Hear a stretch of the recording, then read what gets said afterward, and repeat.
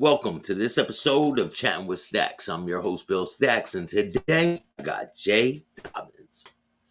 What's up, Jay? Hey man, thanks for having me, Staxx. Yeah, no problem, man. This is a pretty big anticipated interview. A lot of my fans wanted to see this, and you have a lot of fans out there, even though sometimes people, you know, are rubbed the wrong way, you can say. Yeah, no doubt. I mean, your audience is not going to be fans of me. Um, Some of them will be. you know what? Maybe. But you know what?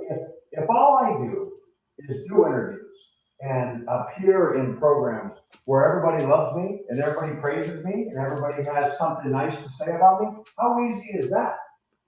I think there's more of a challenge to to appear in places where people are going to criticize you and have complaints with you and try to address those and give honest answers to those people. But everybody's entitled to their opinion. I don't expect everybody to like me. You know what? My wife doesn't like me every day. My kids don't like me every day. There's days when I don't like myself. So why would I expect everybody on the outside to love me? Hey, I don't get love a lot either, man. Sometimes, hate comes all over the place. But you got to just keep pushing forward. So I want to know, how did you get involved to even be involved with with law enforcement? I know you had a career with football. How did it transfer into law enforcement? Yeah, I was a pretty good college football player. I had dreams of playing professionally. I never had a plan B. I only had a plan A, which was to play professional football. Um, and I wasn't good enough. Like, I don't make excuses. There's a lot of people athletes, who don't achieve whatever that high level goal is for themselves. And they have excuses to offer for it. Oh, I hurt my knee, I hurt my back, the coach didn't like me, all those things. Man, I don't have any excuses. I did the very best I could. I put myself in position to be who I wanted to be. And in the end, man, I just wasn't good enough, man. I can live with that because I know that I did my best to try to get there. Yeah. So how did law enforcement even come on your radar? Like, what was how was that how did how did it intersect with your life? Well, it's kind of a hokey story. Talking about getting beat up. When you publish this, all the trolls on the comment side will, they'll attack this as well. So I get that, but it's the truth, right? This is the true answer. Like a lot of young people, I had a dream, and the dream was to play football, and then that dream fell apart. And well, not even young people, just all of us at any age. I was sitting there looking at myself like, now what, man? I didn't have a plan B. So this was mid '80s, and the television show Miami Vice was super popular, right? I never had some Copland goal to live in that world, but Sonny Crockett, who, like, driving around in that Lamborghini or Ferrari or whatever it Yeah, was, yeah. in The white South Beach, suit.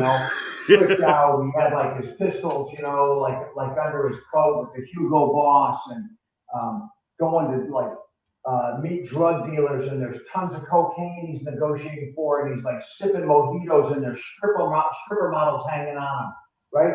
I was like, I wonder if that's real, man, because that looks pretty dang sexy to me, right? And so, as hokey as that is, that's where it started, So did you reach out to them, or was there an ad? Like, how did you apply? right? I started applying. I started applying to agencies, and I wanted to work for ATF, Bureau of Alcohol, Tobacco, and Firearms, which is a small agency with a pretty small jurisdiction, but they are the best federal law enforcement agency for undercover work. They really, especially at that point in time, now mid '80s through my career, they really pushed the undercover operations. They understood the value of undercover operations, and that's what I wanted to do. Yeah. I didn't know if I'd be any good at it, but that's what I wanted to do. I wanted to try it and see. I didn't know if I'd be good, but I've never been afraid to fail. I've been afraid not to try, Yeah. um, but I've never been afraid to fail. So I was like, let's try, man. So you weren't ever involved in any crime or anything before this point? You know what, dude? I was pretty squeaky clean. I was probably too square for the job, um, too straight for the job. So in order to like gain the expertise and be comfortable like in that street environment, like I had to learn that. Like I can't say that I grew up like in a rough neighborhood or had a rough childhood, um, or any of those things that would have laid the groundwork for me. Like I had to go out and study the people that were the targets of investigations in that community, and like let them train me, learn from them how to walk, how to talk, how to look, how to dress, how to drive, what to say, what not to say, all those different levels of respect that take place on the street, all the street protocols, all that gangland language and body language and all those things. Like that didn't just come natural to me. Now I had to go like learn that to survive. Yeah, some people use their background like they grew up in a rough with a rough childhood, and they just use the background of the people they grew up around and they apply that, right? I mean, they had a head. Those people have a head start on me. Like I grew up, like to be honest with you, like it was a white picket fence childhood for me. My folks stayed together. We never had a lot, but I always had a bike to ride. I had good parents. I wasn't in trouble any more than like just like normal kid trouble, right? Nothing over the top. Um, so if the people that, and I've worked with people like that who grew up in like really rough, uh, early youthful part of their life, they had a head start on me, man, because they understood the world, they understood the street. Um, I had to learn it. So how are you learning these things? Are you watching different movies and shows? Are you learning from people like around you? Yeah, you know what I think Hollywood, the entertainment industry. I referenced Miami Vice and how that kind of caught my eye. Yeah. But to be honest with you, the entertainment industry, um, it's counterfeit in how it portrays the world of law enforcement, how it portrays undercover work. It it glamorizes it. It makes it sexy, which is what caught my eye with Sonny Crockett in Miami Vice. The Yeah. reality of it is that when you decide to do that profession, you know, for a living, it's a nasty, dirty, bloody, vomit-covered world. Man, there's nothing sexy about it. There's nothing glamorous about it. It's nasty. So when you're learning different things, what's your first case that they put you on? Well, so I got hired on a Monday. I got sworn in on a Monday. On a Thursday, 4 days later, I got taken hostage and shot. I had a bullet. I got shot in the back, point blank.